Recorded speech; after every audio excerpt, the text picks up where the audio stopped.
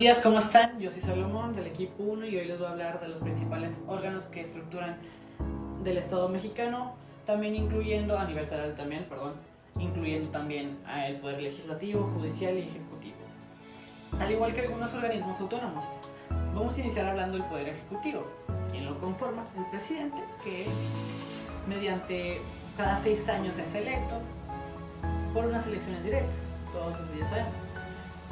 El poder legislativo está conformado en el Congreso de la Unión, que todos sabemos que el Congreso de la Unión, pues tenemos las dos cámaras, la alta y la baja. La alta de los senadores, que está conformado por 128, y la baja, que son 500 diputados. Ya sabemos que son 300 de mayoría y 200 plurinominales. No, el Poder Judicial Federal está conformado por la Suprema Corte de Justicia de la Nación, el Tribunal Electoral, el Consejo de la Judicatura Federal y los juzgados de distrito. Bueno, ya para terminar, algunos organismos autónomos tenemos en cuenta el Banco de México, el Banxico, la Comisión Nacional de Derechos Humanos, la CNDH, la Comisión Federal de Competencias Económicas, la COFESE, la poderosa COFESE, el Instituto Nacional de Transparencia, el INAI, la Fiscalía General de Procuradores de Justicia y Eficacia, también el Consejo Nacional de Evaluaciones de Política y Desarrollo Regional, y esos son todos por mí. El surgimiento de los tres poderes del Estado, ejecutivo, legislativo y judicial, fue visto por primera vez en 1689 en Inglaterra. Sin embargo, la nación que delimitó los poderes fue Estados Unidos en 1776.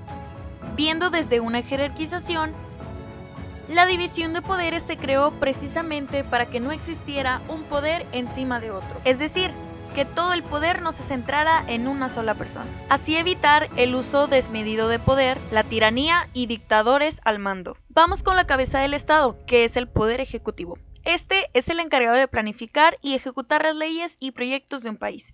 Dirige y coordina acciones de gobierno, pero este se rige siempre bajo la Constitución, que no hay nada por encima de esta, ni siquiera el propio presidente, así como ningún otro poder está por encima de otro. En el caso de México, el poder ejecutivo está depositado sobre el presidente Andrés Manuel López Obrador. El poder legislativo se deposita en un Congreso General, que se dividirá en dos cámaras, una de diputados y otra de senadores. El poder legislativo es el encargado de crear leyes, pero de igual manera que el poder ejecutivo, este está subordinado por la Constitución, es decir, que no puede crear leyes que vayan por encima de las leyes fundamentales de la Constitución. El poder judicial es la potestad que tiene el Estado de cuidar y hacer cumplir las leyes aplicando la justicia. En México, el Poder Judicial lo conforma la Suprema Corte de Justicia, el Tribunal Electoral, los tribunales de circuito, colegiados y unitarios, los juzgados de distrito y el Consejo de la Judicatura Federal. Como se dijo anteriormente, ningún poder está por encima de otro, como lo menciona el artículo 116 de la Constitución. El poder público de los estados se divide para su ejercicio en ejecutivo, legislativo y judicial, no pudiendo reunirse dos o más de estos poderes en una sola persona o corporación, ni depositarse el legislativo en un solo individuo. Todos los poderes están bajo el mando de la Constitución, y como podemos ver en la pirámide de Kelsen, la cúspide de nuestra pirámide es la Constitución. Le sigue la ley, que son ley orgánica y decreto de urgencia, después resoluciones legislativas emitidas por el Congreso, que es el poder legislativo, después decretos supremos, que es emitido por el poder ejecutivo, y posteriormente resoluciones supremas emitidas por los ministerios. Según Kesslen, en cuanto a leyes, el orden jerárquico de poderes iría de legislativo a ejecutivo y después judicial. Sin embargo, la Constitución nos dice que ninguno tiene mayor poder que el otro.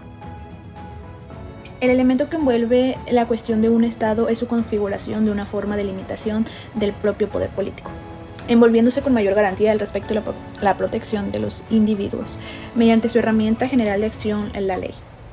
Esta es la finalización a largo proceso que incluye las revoluciones de la guerra, lo cual no pueden ser ajenas al estudioso derecho constitucional. Para comprender de manera clara el Estado democrático es cuestión de comprender y analizar la contribución metodológica que se aborda construyendo un Estado en una situación de épocas abordadas, tanto los modelos políticos como sociales. En cualquier caso de análisis, lo escrito por Montesquieu queda de manifiesto la existencia de tres poderes, que no solo deben estar separados, sino que también balanceados entre ellos, donde existen diversos espacios de interacción a fin de generar contrapesos internos y externos. Así el Poder Ejecutivo es el que convoca al Legislativo y es quien frena los actos del Legislativo por medio de lo que Montesquieu denominó la facultad de impedir. Visto por Montesquieu, combina los elementos propios de una separación de funciones. Con contrapesos en el ejercicio del poder entre ejecutivo y legislativo, el judicial, en cambio, si bien es el poder separado, no desempeña un rol de contrapeso de los otros poderes, pues su tarea sería invisible y nula. Asimismo, sostenía que los poderes intermedios bajo el poder soberano del monarca transita hacia el Estado gracias a su supresión de los mencionados poderes intermedios. Los poderes intermedios y subordinados y dependientes constituyen la naturaleza del gobierno monárquico, es decir, es aquel que gobierna uno solo mediante leyes fundamentales.